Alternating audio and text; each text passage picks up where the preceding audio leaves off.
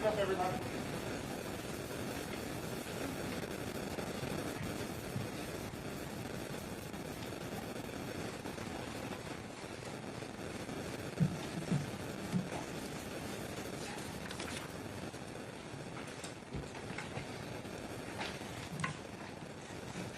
Good afternoon.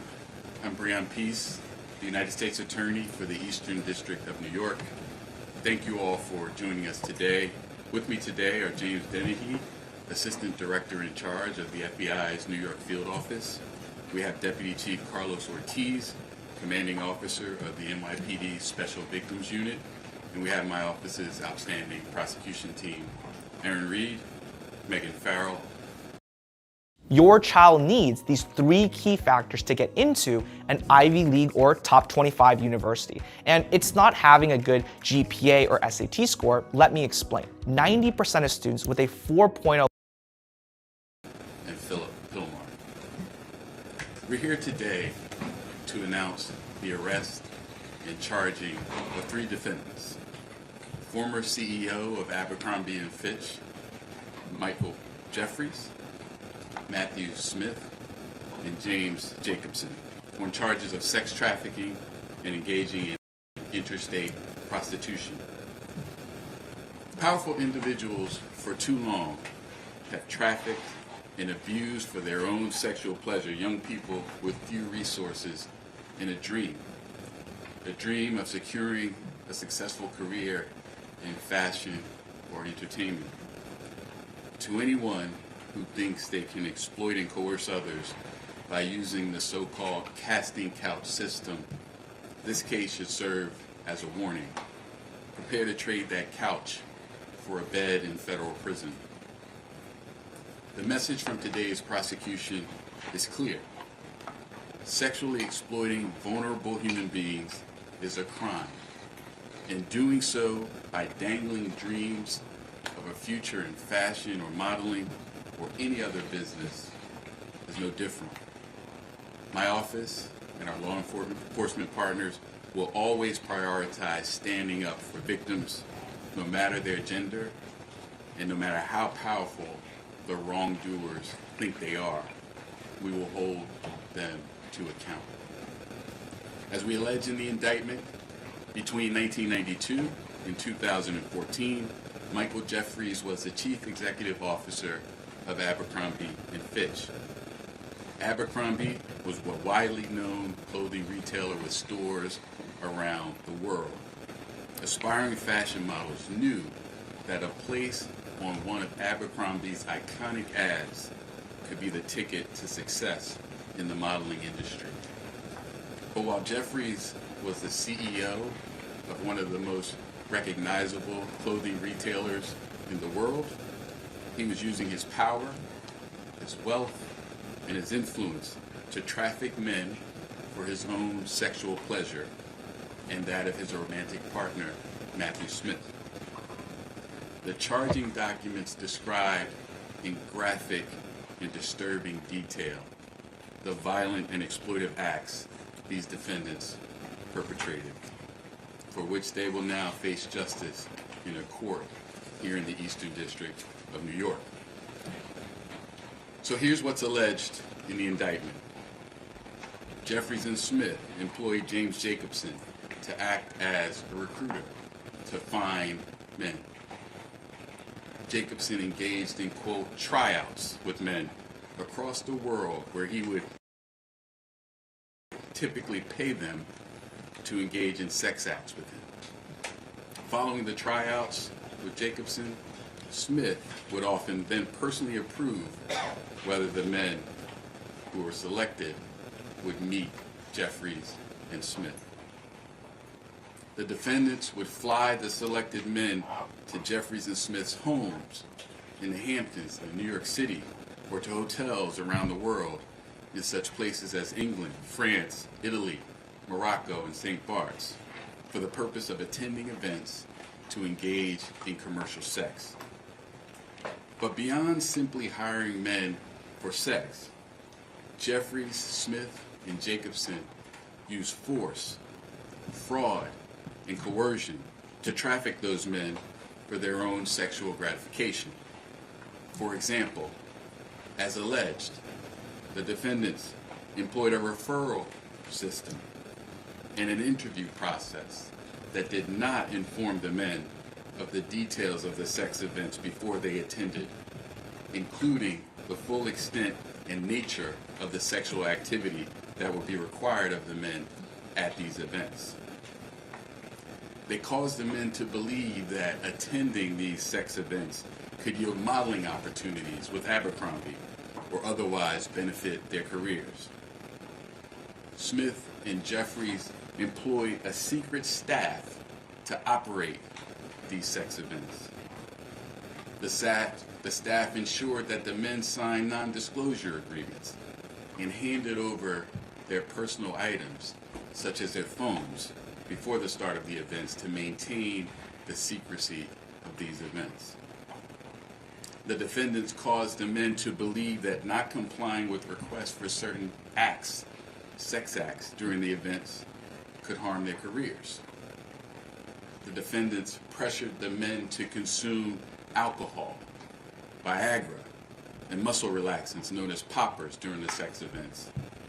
And they required the presence of staff during the sexual activity and ensured that the men did not leave the sex events until Jeffries and Smith decided that the sessions were over.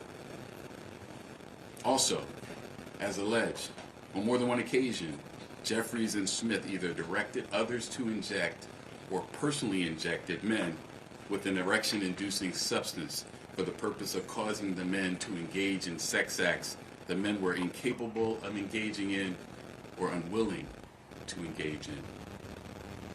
Additionally, the indictment alleges on more than one occasion when men did not or could not consent, Jeffries and Smith violated the bodily integrity of these men by subjecting them or continuing to subject them to invasive sexual and violent contact by body parts and other objects.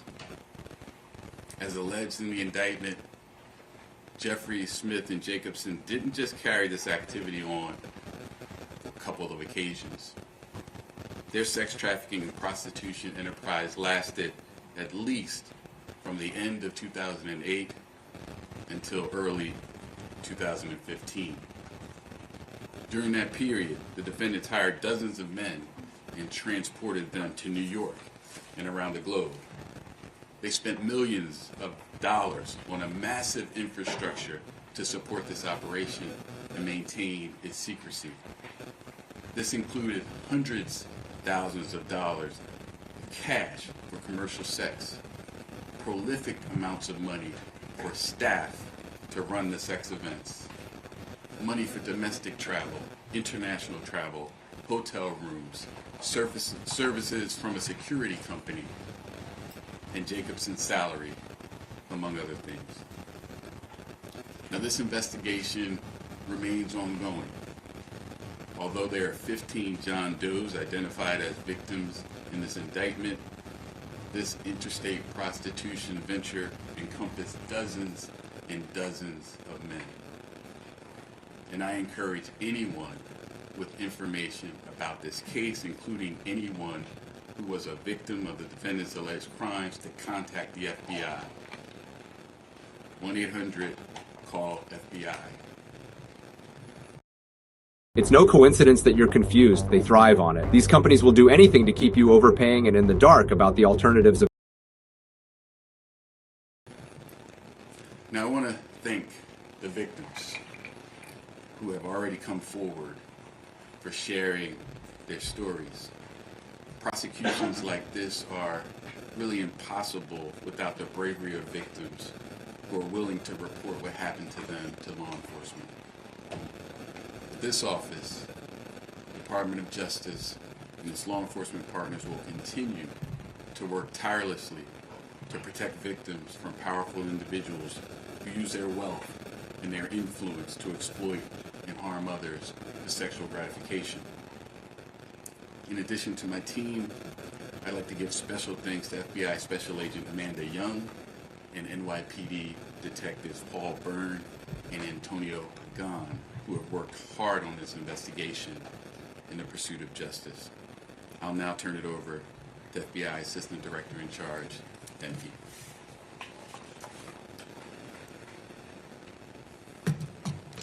Thank you, Brianna. Good afternoon. I'm Jim Dennehy, Assistant Director in Charge of the FBI's New York Field Office.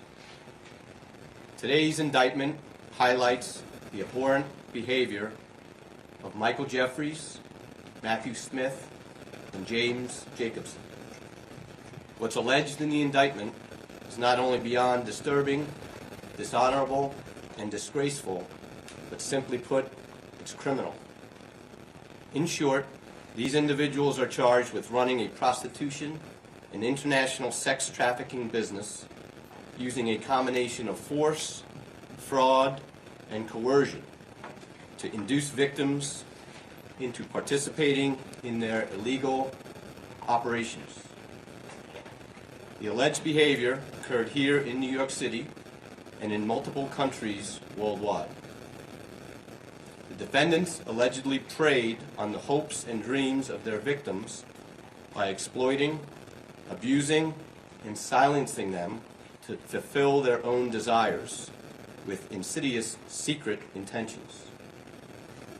Despite the alleged efforts of Jeffries, Smith, and Jacobson to conceal their crimes, efforts that included threatening victims and requiring them to sign non-disclosure agreements, among other things, their plan failed.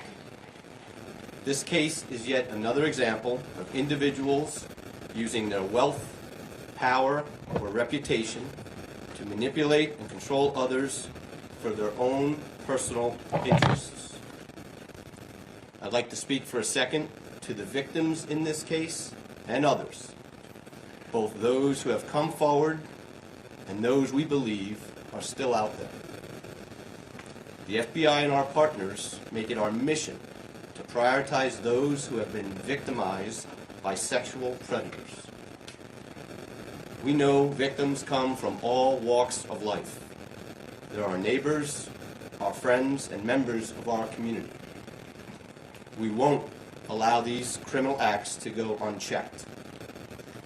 We know our agency, however, cannot combat this threat alone, and we remain committed to investigating and bringing these cases forward to prosecution with our partners.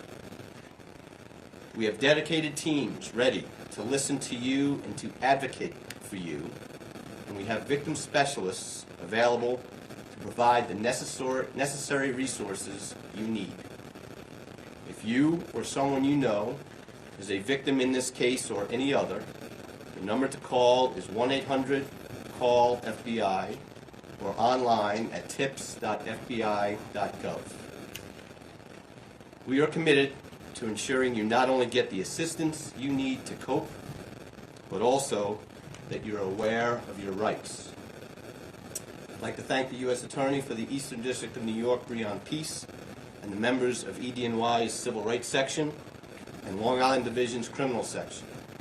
I'd also like to thank the NYPD's Detective Bureau and its Specialty Enforcement Division and Special Victims Division, as well as the FBI's Miami and Milwaukee field offices. And also I'd like to thank the dedicated investigators and personnel from the FBI NYPD Child Exploitation Human Trafficking Task Force. Once again, we are waiting to hear from you, and we're here to help you. The number to call is 1-800-CALL-FBI. Thank you. Now I'd like to turn it over to Deputy Chief Ortiz.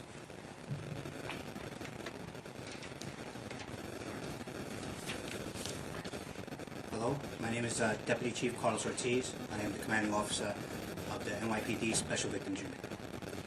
Good morning, everyone, and thank you for joining us this afternoon. The NYPD is committed to fighting for all victims of sexual violence. We stand here today with our federal partners as we continue that mission. Our continued cooperation allows us the necessary resources to ensure successful prosecutions.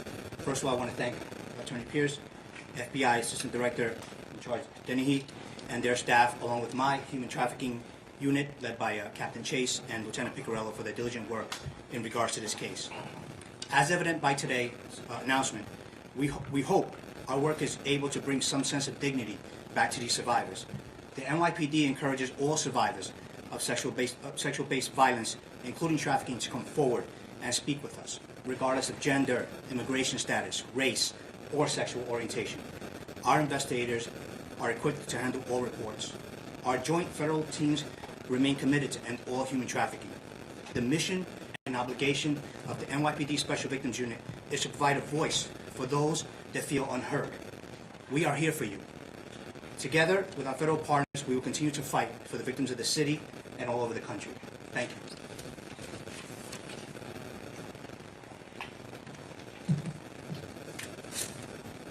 Take a few questions.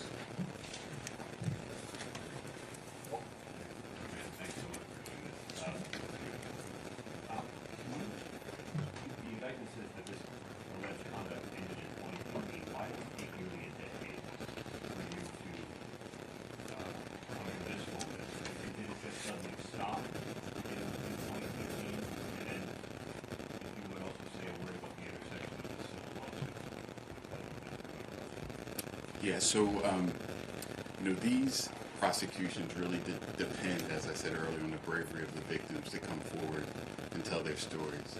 That happened in this case.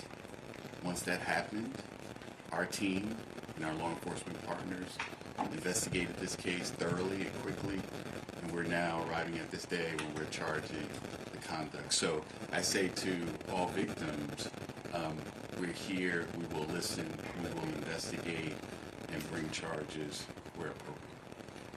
The intersection of the civil lawsuits, there really is, our investigation is based on our investigation, the facts, the evidence we find in the law, and so the civil lawsuits don't dictate what we do, or vice versa.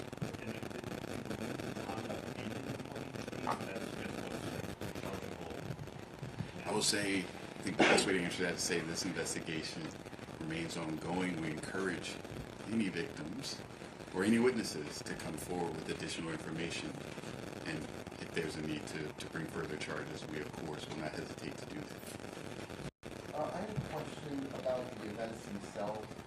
When they took place, were they like company sanctioned events, or did they at any point happen on company grounds? And about the John Does, were they employed at all by any companies? Were they working in stores? Did any of them actually make it to be part of these like advertisements? Or were they just simply brought in for these purposes and then sent out? I can't go beyond the allegations in the indictment. We don't have evidence that this happened on company grounds, but I will not go further into who is aware where things happen beyond what is already in the indictment, including with respect to what happened after the events.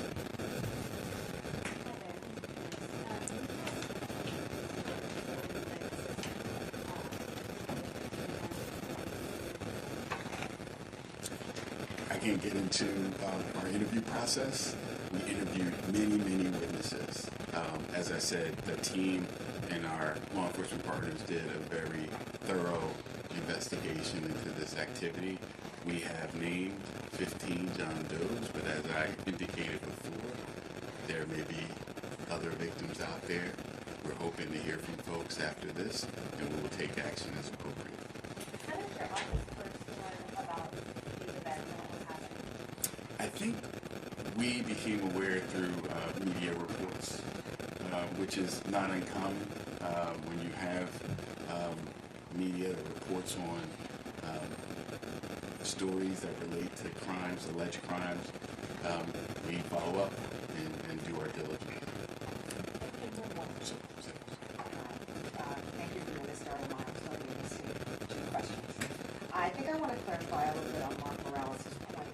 Is the indictment allege that the resources of Abercrombie and Fitch were involved in the furtherance of this sex traffic ring, where the company itself would have any liability? And then secondly, generally, just from a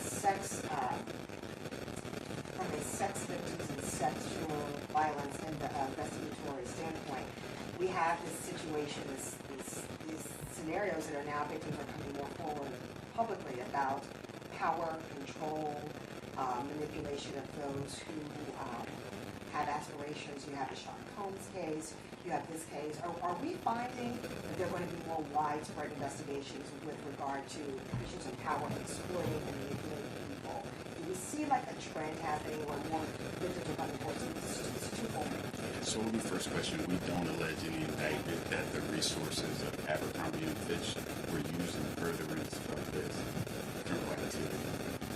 What we do allege and acknowledge is that the fact that Michael Jeffries was CEO of Abercrombie and Fitch was utilized as the potential of an opportunity at Abercrombie to be in an ad and things like that were one of some of the carrots that I think people perceived as what they would achieve by participating in this activity. On your second question, I don't know if I could say it's a trend one way or the other. I'm hopeful that to the extent there are victims out there who have been subjected to trafficking activity, abuse, exploitation, that they would be confident enough in the federal and state law enforcement partners to come forward. As I said before, we listen, we investigate, we take action, and we will not hesitate to bring charges. In this office in particular, and my civil rights team, I think you know we have a track record of bringing cases with respect to people in power who have taken advantage of and abused others. We prosecuted R. Kelly, brought the Nixium case.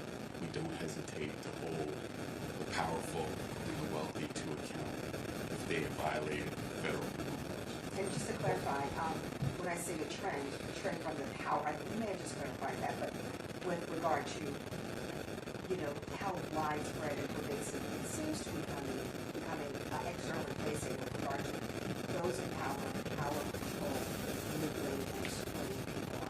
Are you finding that your investigations are leveling off? Are they consistent, or are we finding that you are investigating more cases of this in this space? As I said before, I think we stand ready to investigate any criminal conduct, whether it relates to rich and powerful or not so rich and powerful. If sex trafficking laws, interstate prostitution laws, etc., are violated, we stand ready to investigate and bring charges as appropriate. What more can you say about the victims allegedly being recruited as heterosexual men to engage in non-heterosexual acts? And also, can you elaborate more on why this happened? Well, I think I'll take the second part first. I mean, the venue is driven by the activity. As I mentioned earlier, it is alleged in the indictment, much as that activity happened in New York, in the Hamptons in particular, which is part of the Eastern District of New York. We have JFK International Airport, travel comes through JFK, etc. So that's sort of the reason in part that we are bringing this case, among other reasons. There are victims here, etc. There's really nothing more beyond the indictment that I can discuss regarding why the choice was for heterosexual men, etc. I'm limited to what's there. Two points of clarification. One, when you said the airport situation I'm sorry, 2023 last year.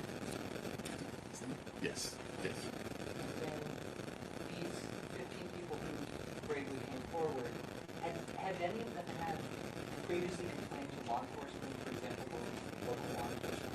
I can't comment on it. Any other questions? John? Sir, on another topic, there's great public interest in this city regarding corruption allegations. Only going to take questions on this topic. We're not answering any questions on other topics. We said that before the press conference started. Next question. Can you talk about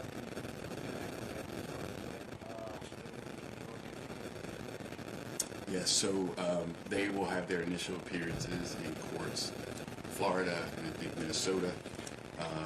and then they will be brought to New York or travel to New York to be arraigned. We're expecting that will happen either at the end of this week or early next week.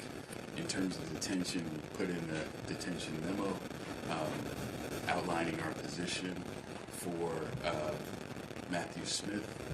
We are seeking detention in part,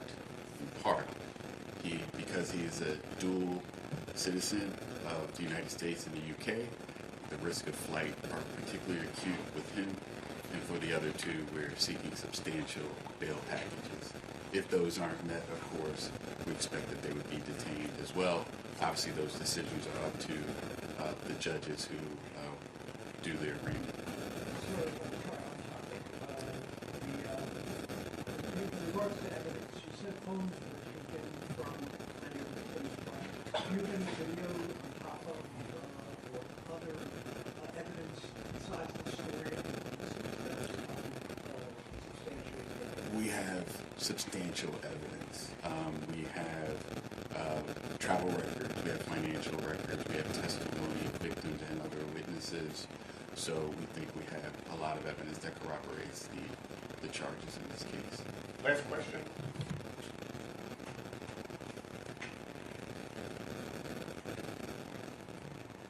Okay, thank you, everybody. Thank you.